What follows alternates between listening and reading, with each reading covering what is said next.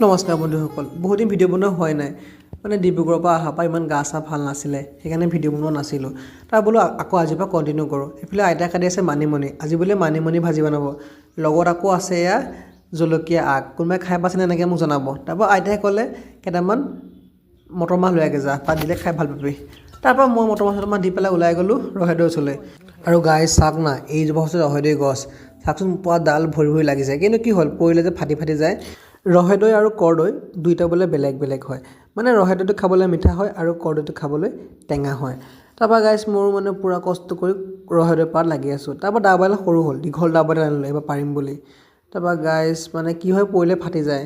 বহুত কষ্ট কৰি দুই এটা ভাল আনিলোঁ আৰু মানে ইমান লাগি নাথাকিলোঁ আৰু দিয়ক। তাৰপৰা গাইছ চাওক ৰহেদৈটোক ধুনীয়াকৈ ধুই কৰি ল'লোঁ।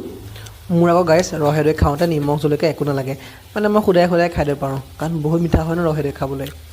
আৰু কোনে কোনে ভাল পায় মোৰ ৰহেদৈ খাই কমেণ্ট কৰি জনাবচোন। মই মানে ৰসটো খাই খুব ভাল পাওঁ।